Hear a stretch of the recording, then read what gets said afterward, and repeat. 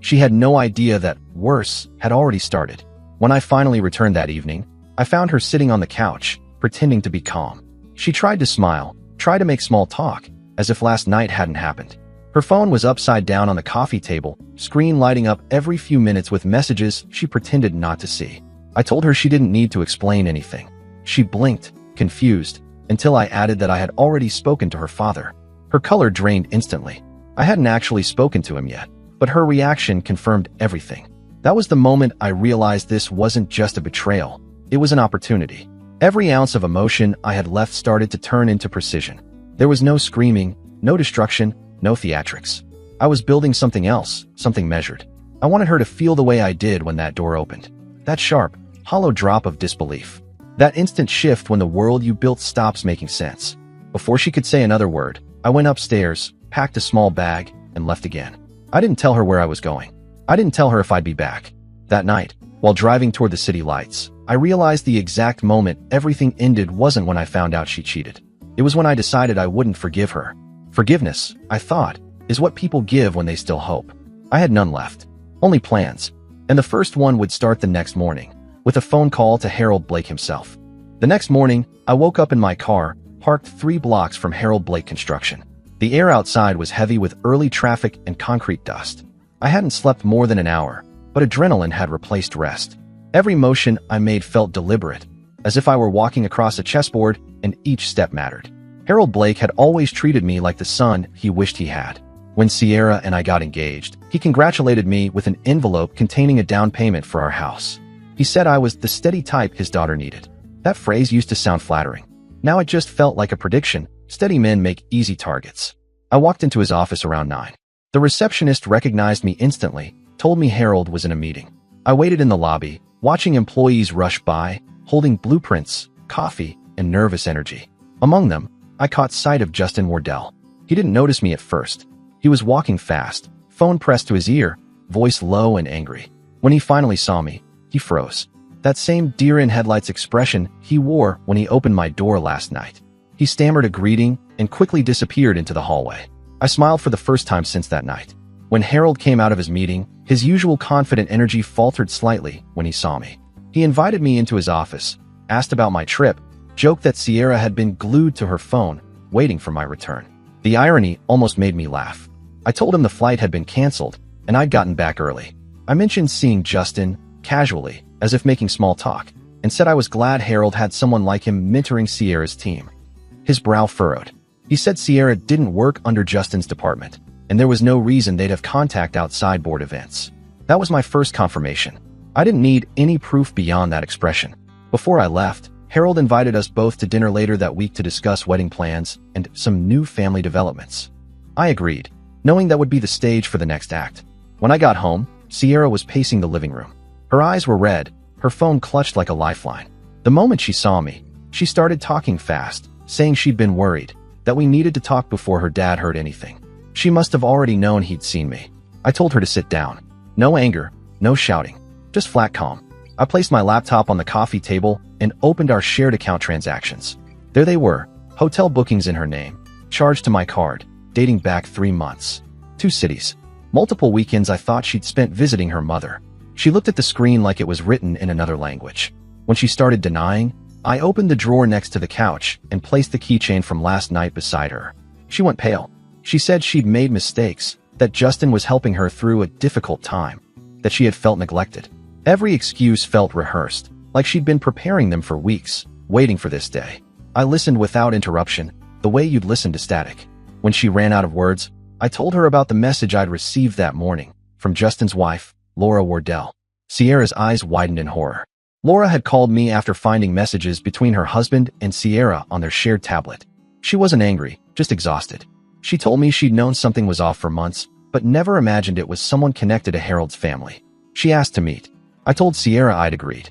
The color drained completely from her face. She started pacing again, mumbling that I didn't understand the situation, that Laura was unstable. But her panic told me everything. Laura wasn't the problem. Laura was the threat, the first real one Sierra had faced. That night, I met Laura at a diner near the highway. She looked older than her age, with the kind of quiet resignation that comes after years of disappointment.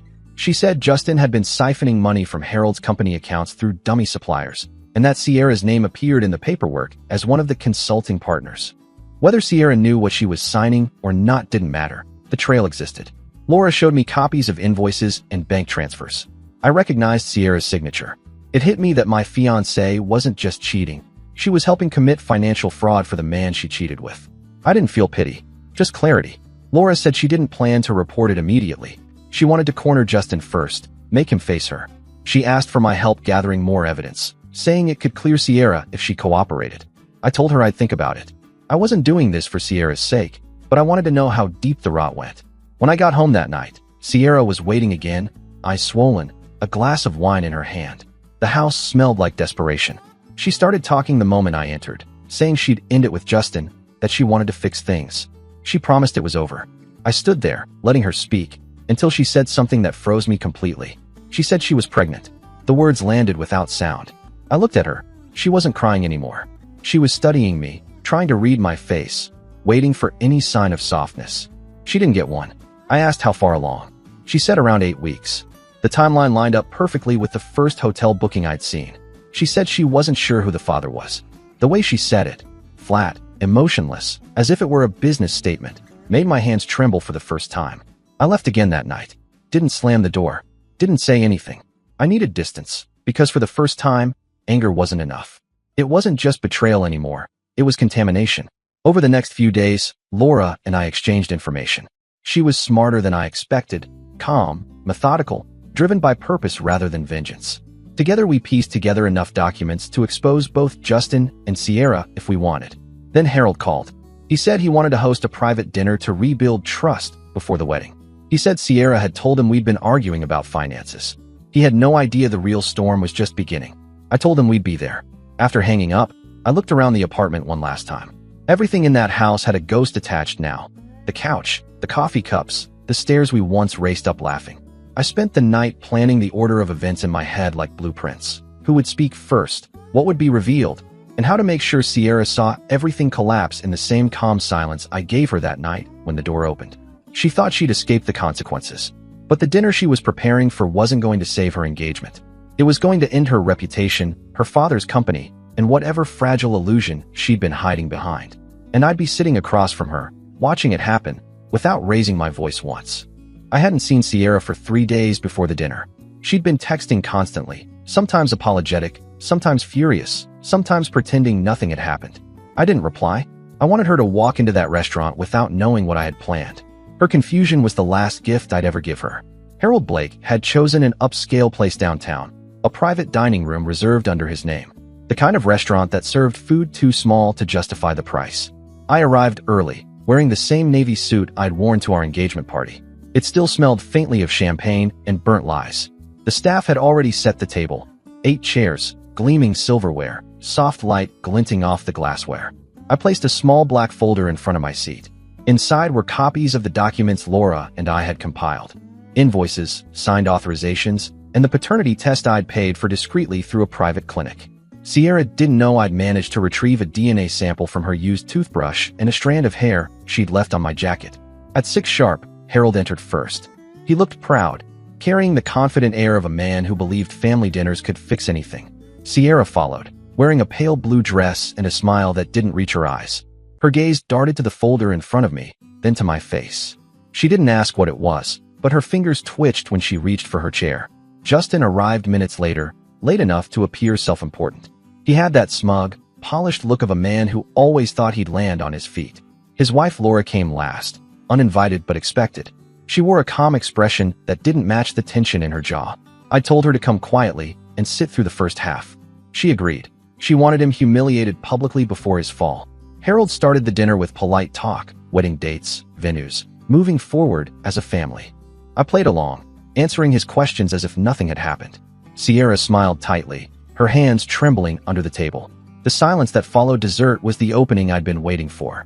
I leaned forward, slid the folder across the table, and told Harold there was something he should see before the wedding. He frowned but opened it.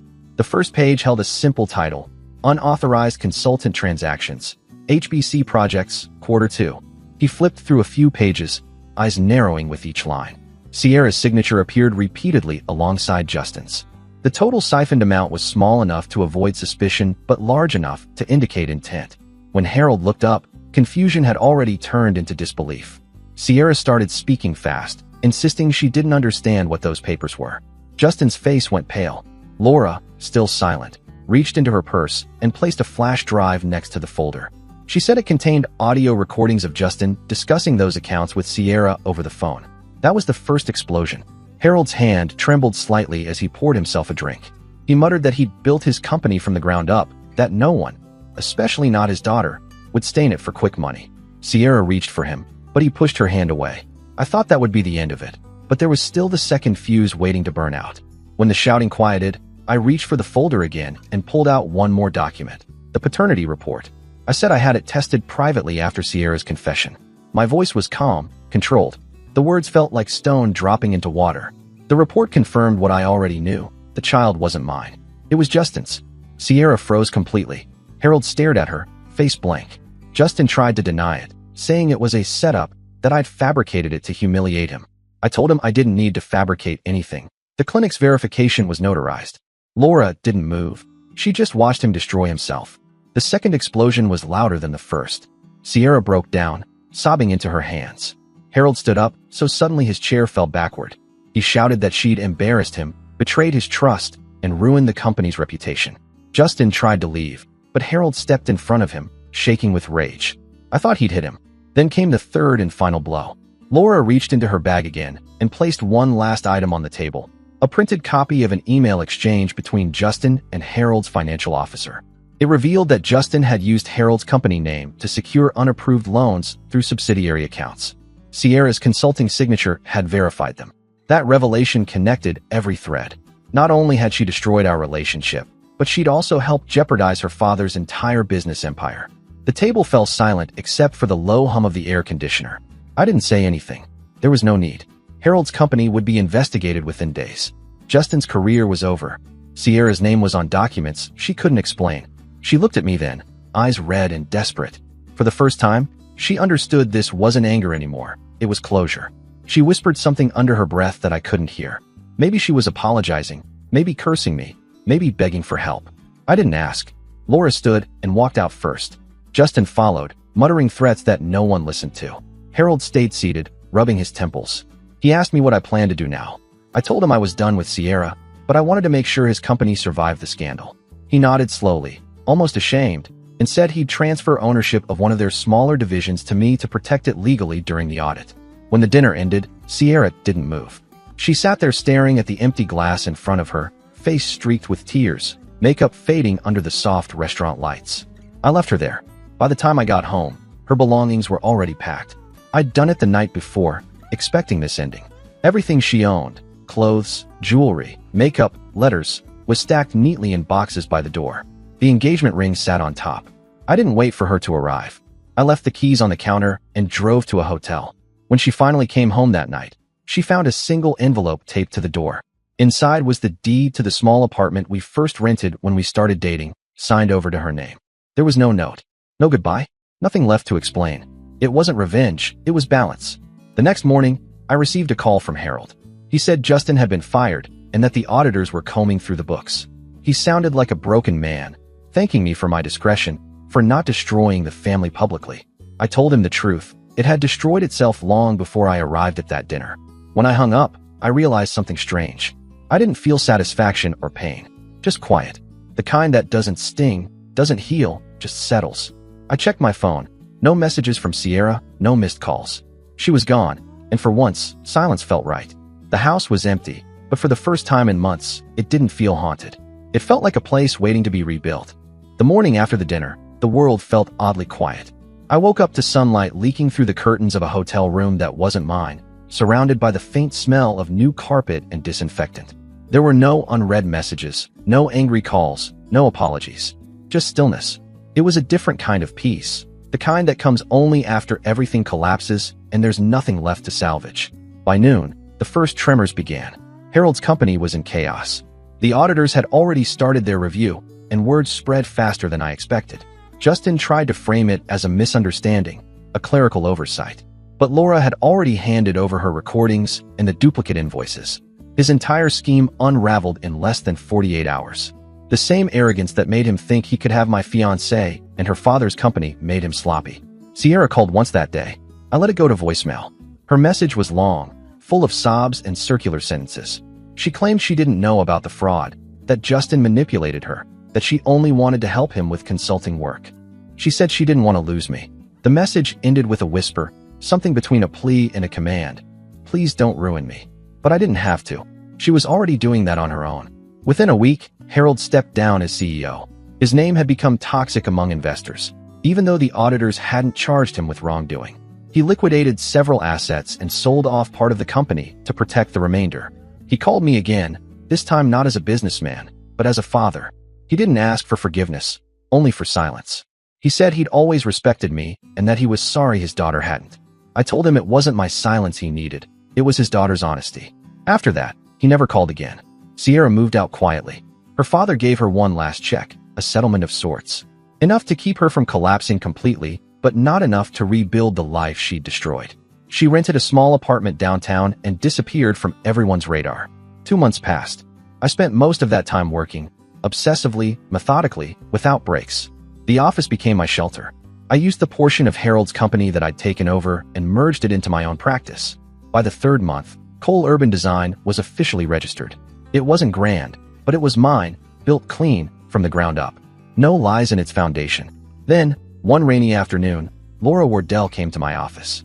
She looked calmer than the last time I saw her, tired, but lighter somehow. She carried a small folder and a cup of coffee for me. She said Justin had fled the state after the audit results went public. His accounts were frozen, his license revoked. She'd filed for divorce. She handed me the folder, copies of the legal filings, and her finalized settlement. She said it was over. We sat in silence for a while, listening to the rain against the windows. I expected awkwardness, but there wasn't any. Just understanding. 2 people who'd been collateral damage in someone else's chaos, now sitting on the other side of it. Before she left, she said something I didn't forget. She said, "We're the lucky ones, you know. We got out before the whole building fell." After she left, I worked until midnight. The city lights outside blurred into streaks across the window. I wasn't sure if I was rebuilding or simply running away from the wreckage, but for the first time, it didn't matter. The line between escape and progress had vanished. Then, one night in December, Sierra reached out again. She sent a message at 2:14 a.m., a single photo. It was of a baby crib, still empty, next to a hospital bed. No caption, no explanation. I didn't reply. 2 days later, a short letter arrived in the mail. Her handwriting was shaky but still recognizable. She wrote that Justin had vanished completely, that his accounts were gone, and she was left to handle everything alone. She said she gave birth to a boy but didn't have the courage to put his father's name on the certificate. She asked if I'd ever consider meeting him, not as a father, but as someone who once loved her. I read it twice, then tore it in half and dropped it in the trash. Whatever pity I had left wasn't love, it was fatigue. She wasn't part of my story anymore. She was a footnote in the blueprint of who I'd become. Months passed quietly. My company grew. We landed a major redevelopment contract. Ironically, on one of the same projects Harold's firm had lost. The investors called it a clean start. I called it symmetry. That same week, I received a parcel at the office. No return address. Inside was a small, black velvet box. I recognized it instantly, the one I'd used to hold Sierra's engagement ring. When I opened it, the ring was gone. In its place was a man's wristwatch, the same one Justin used to wear, the one I'd seen him wearing the night I came home early. The back of it was engraved. He was never worth it.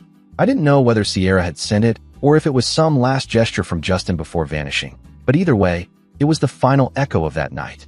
I placed the watch in my desk drawer and locked it away without another thought. Time, I realized, had done what I couldn't. It erased her. A year later, Cole Urban Design won a National Architecture Award for its first project, an urban housing redevelopment named Project 3AM. It wasn't a coincidence.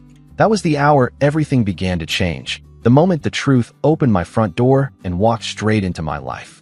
When I stood on stage to accept the award, I thought about the man I'd been that night, tired, trusting, half asleep to the life he thought he was living. That version of me was gone. What replaced him wasn't bitterness, just clarity. After the ceremony, I walked out into the city night. The air was cool, the streets wet from a light drizzle. Neon signs reflected across the puddles, painting the pavement in shifting colors. Somewhere out there, Sierra existed, perhaps struggling, perhaps pretending she was fine. It didn't matter anymore. I took out my phone and deleted her last message. Then I looked at the skyline, the tall, steel structures cutting into the fog.